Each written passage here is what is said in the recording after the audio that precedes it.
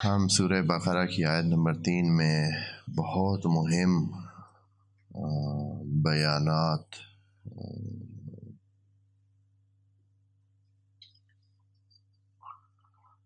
جو خدا کریم کی طرف سے انسانوں کے سامنے بیان ہوئے ہیں ان کی تشریح کر رہے ہیں۔ ان میں یہ جملات جو یہاں خدا کریم نے فرمائے ہیں، یؤمنون بالغیب، جو کہ ایک پوری اعتقادی لڑی کی طرف اشارہ ہے، اور اس کے بعد عملی حساب میں وَيُقِيمُونَ الصَّلَاةَ، اور اس کے بعد انسانوں کے لیے ایک اور مسئلہ وَمِمَّا رَزَقْنَاهُمْ يُنْفِقُونَ، انشاءاللہ اس کو عرض کریں گے بعد میں۔ ابھی ہم یقیمون الصلاۃ پر ہیں کہ وہ نماز کا اہتمام کرتے ہیں۔ عرض کیا ہے یقیمون کا مطلب ہے اہتمام کرنا، یعنی بڑی ایک چیز کو اہمیت دے کر بہت دھیان سے، بڑے ہی اہتمام کے ساتھ، پروگرام کے ساتھ، اور پھر انشاءاللہ آگے جا کر دیکھیں گے کہ کس طرح اس کو خدا کریم نے انجام دینے کا کہا ہے، کہ اس کے اہتمام کا آپ کو اندازہ ہوگا۔ ہم نے کہا کہ یقیمون الصلاۃ، اس صلاۃ کے حوالے سے ہم 3 مرحلوں میں بات کریں گے۔ پہلا مرحلہ جو پچھلی نشست میں ہم نے عرض کیا تھا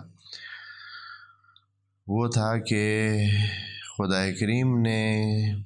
کیا کچھ بیان کیا ہے نماز کی اہمیت کے بارے میں، یا نماز کے حوالے سے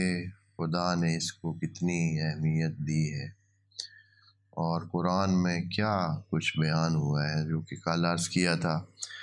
آج کے سیشن میں اور اس نشست میں ہم نے اس کے وجہ کیا ہے کہ خدا کریم نے اس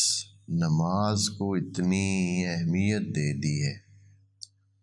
اور اتنا مہم جانا ہے کہ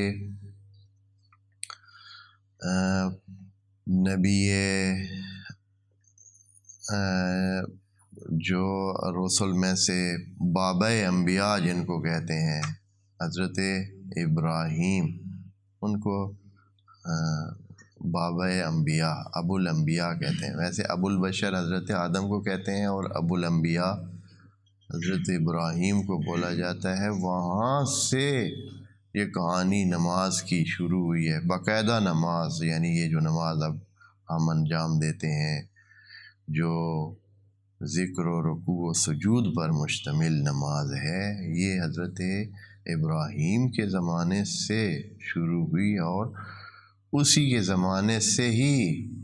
جو خدا کے پیروکار تھے یا خدا کے عبد بننے کی طرف آتے تھے، تو حضرت ابراہیم نے ان کا نام مسلمین رکھا، ہوا سماکم مسلمین۔ قرآن کے الفاظ ہیں کہ ہوا سماکم مسلمین، حضرت ابراہیم نے آپ کا نام مسلم اور مسلمین یعنی تسلیم ہونے والے رکھا ہے۔ تو وہاں سے یہ سلسلہ شروع ہوا۔